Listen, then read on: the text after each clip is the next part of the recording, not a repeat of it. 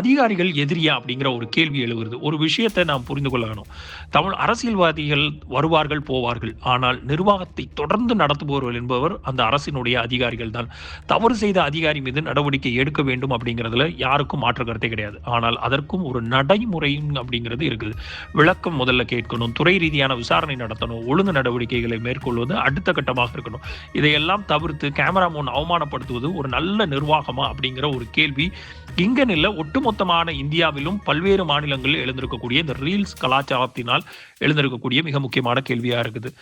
மக்கள் என்ன எதிர்பார்க்கிறார்கள் அப்படிங்கிற ஒரு சிந்தனை இருக்குது இல்லையா? மக்கள் எதிர்பார்ப்பது எப்பவுமே சண்டை இல்லை, கத்துவது இல்லை, அவமானப்படுத்துவது இல்லை. அதுவும் தமிழக மக்கள் பகுப்பாய்வு செய்து பகுத்தறிவோடு பயணப்படக்கூடிய மக்களாக இருக்கக்கூடிய இடத்துல நம்ம என்னைக்கும் ஒருவருக்கொருவர் சண்டை மூட்டுவதை விரும்ப போறதில்லை, கத்தி கூப்பாடு போடுறதை விரும்ப போறதில்லை. அதே மாதிரி யாரையும் ஒருவரை அவர்களுடைய சுயமரியாதை இழக்க செய்யக்கூடிய அந்த அவமானப்படுத்துவதையும் நம்ம விரும்புறதே கிடையாது. அது சின்ன குழந்தையா இருந்தாலும் சரி, பெரிய வயதானவர்களாக இருந்தாலும் சரி.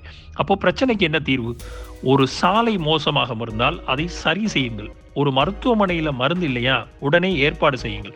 அதிகாரியை திட்டும் வீடியோவை விட பிரச்சனைக்கு தீர்வு செய்தியே மக்களுக்கு மிக முக்கியமான ஒரு விஷயமாக இருக்கும்.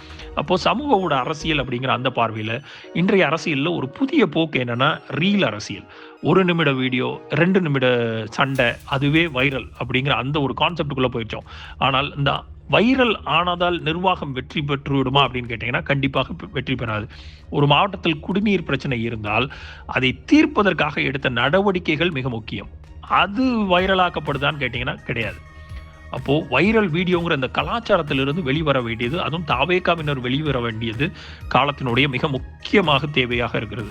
அப்போ ஒரு நல்ல முன்னுதாரணங்கள் என்ன அப்படின்னா, பல அமைச்சர்கள் மற்றும் மக்கள் பிரதிநிதிகள் அமைதியாக ஆய்வு செய்து அதிகாரிகளுடன் ஆலோசித்து உடனடி தீர்வுகளை ஏற்படுத்தி சம்பவங்களும் நிறைய தமிழகத்தில் நடந்து கொண்டே தான் இருந்திருக்கிறது. அந்த மாதிரியான நிர்வாக அணுகுமுறையே நீடித்த ஒரு பலனை தரும் அப்படிங்கிறதும் மிக முக்கியமான இந்த விஷயத்துல நம்ம பார்க்கணும். இந்த ரீல்ஸினுடைய முழு வீடியோ த லீடர்ஸ் தமிழ் யூடியூப் சேனலில் கண்டுகளியுங்கள்.